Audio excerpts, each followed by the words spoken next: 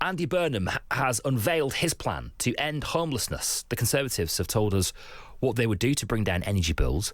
And Ed Davey has announced his plan to tackle the small boats issue. Tonight, we're going to pick through them all, figure out what works, what doesn't work.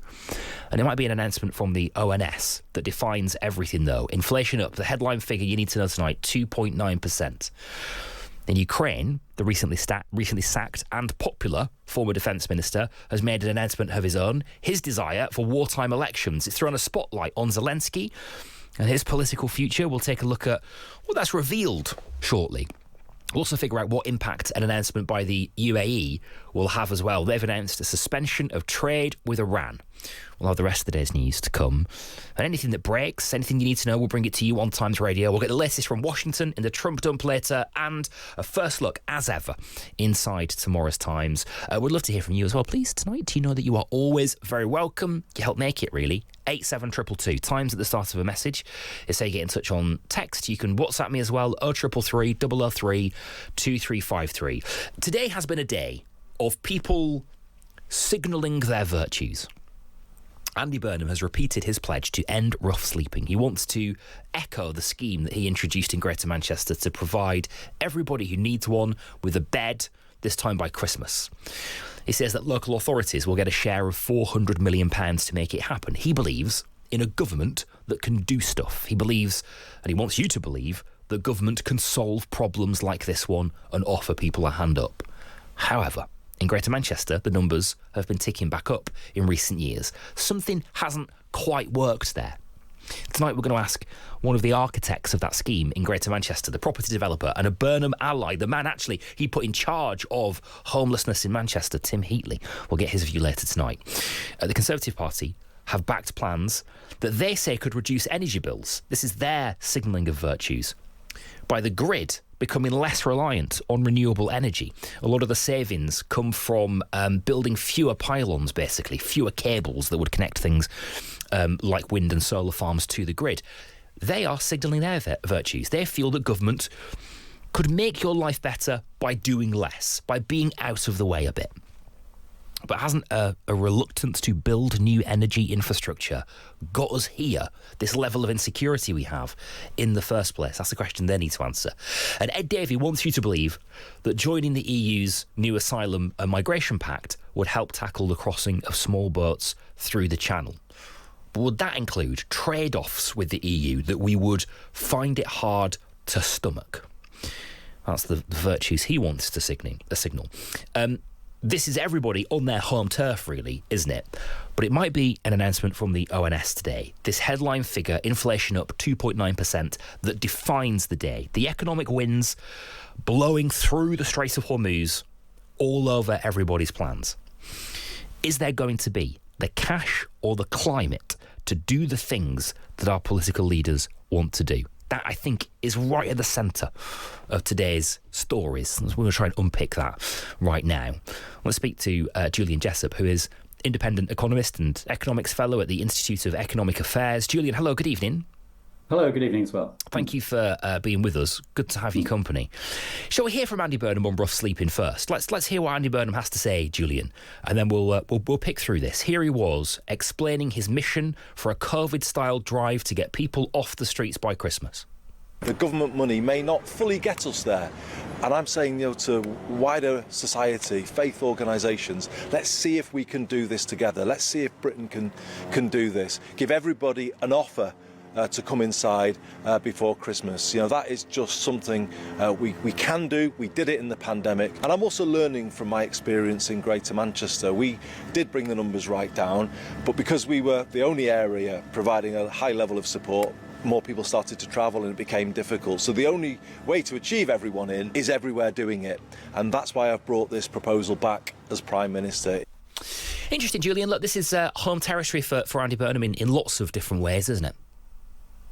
Well, yes, and I think it's something that everybody can get behind. I think rough sleeping is clearly a big problem. It's the sort of thing where the government has a role to play. But I think it's also worth stepping back and asking why so many people are rough sleeping. And I think part of it is we have a housing crisis, which is because the government itself has made it so difficult to build more houses. And if we're talking about inflation more generally, I think a lot of the problems are the government has done too much rather than too little. So what it should do is step aside and make it easier for markets to increase the supply of housing, but other things as well, including food and energy. And I think that's one of the best things the government can do to get inflation down. And energy in particular is right at the root of this inflation rise, isn't it, Julian? How are we seeing that, and in particular, I guess, the conflict in Iran making life harder for everybody, really?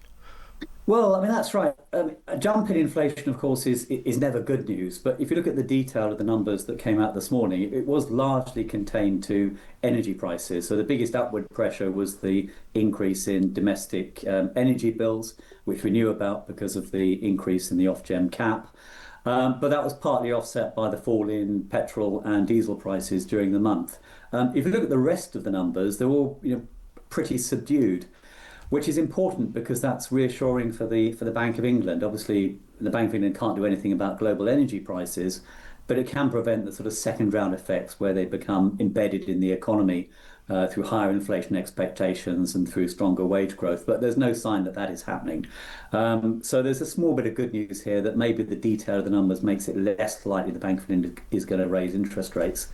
But looking further ahead to the budget, all sorts of upside risks there. There are lots of moving parts in here, but we know that inflation is probably going to be higher than expected. Government borrowing costs are already up.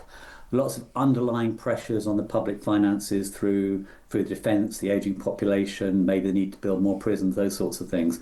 And on top of that, the government looks keen to increase spending, particularly on investment and infrastructure. So, even if inflation doesn't rise much further, people's budgets are going to be squeezed, I think, by the prospect of higher taxes. Give me your take on another big story of the day then, Julian, and that is the moving of power, in particular, responsibility for economic growth from the Treasury to Andy Burnham's new Number 10 North. I'll tell you what, Julian, can you explain what that really means in real time? You sort of have your sort of finger on the pulse of these things a little bit more. What does that actually mean? What are Number 10 North going to be able to do they couldn't do before? Well, a number of points there. First of all, I'm probably biased because I'm a former Treasury official myself and I'm a strong believer in free markets. I think the Treasury gets a lot of unfair stick for its belief in what's sometimes known as Treasury orthodoxy, the belief in getting the supply side of the economy right, keeping borrowing and tax under control. So I think a lot of this is an unfair criticism of the Treasury. The second point, though, is that just shuffling the people around doesn't make any difference unless the policies are better. I'm not sure the government yet has a sort of fully thought through set of credible plans to boost economic growth. And the final point is that simply shuffling things around at the Treasury may not make much difference because there are other constraints. So in particular, we've got an independent Office for Budget Responsibility now that will be scrutinising any spending plans very closely. We've got the bond markets that are very worried about the prospect of additional borrowing. And then we've got fiscal rules, which at the moment the government doesn't seem to be planning to change. So even if the Treasury's power is reduced, there are all these other constraints on how much any government can do. Okay.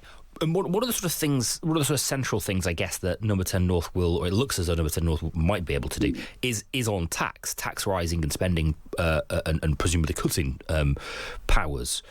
Some of that will lie out of Westminster, and that's kind of something that's quite interesting. I wonder, that's something that we've heard some of the mayors, Ben Houchin in particular in the Tees Valley, saying that actually it's all good and well giving us budgets, but we need to be able to control those budgets more by having our hands on the lever of raising taxes, or indeed giving rebates or cutting taxes if that is the will of the area.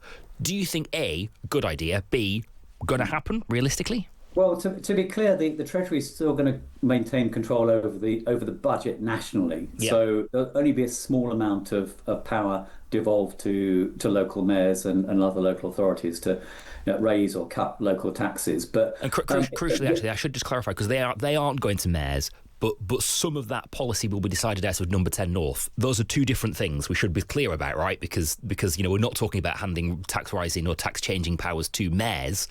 We're talking about some of those decisions being made basically just not in London. Sure. But there will be some small increases in powers for local mayors. I think, for example, the tourism tax is a possibility there, that local mayors can make a decision on themselves, and I think that's no bad thing. I think a bit of competition in doing things slightly differently in different regions is a positive. Tend to produce, I think, better outcomes. And if some parts of the country try something and it works badly, then other countries other parts of the country won't follow. Arguably, we've already seen that in Scotland, which does have some powers to raise taxes above the levels in the rest of the UK, and that has backfired quite badly in terms of the impact on revenue. So I think a bit of devolution, a bit of competition in making these decisions is helpful.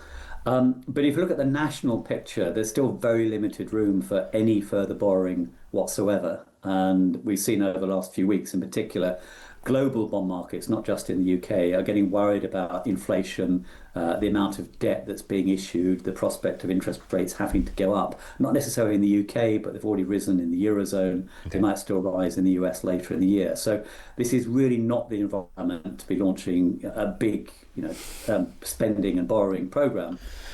So I think we are looking, unfortunately, at more tax increases in the autumn in order to close the gap. All right, Julian, good to have your company. Thank you. Julian Jessop, who is the Economics Fellow at the Institute of Economic Affairs, with us on Times Radio tonight.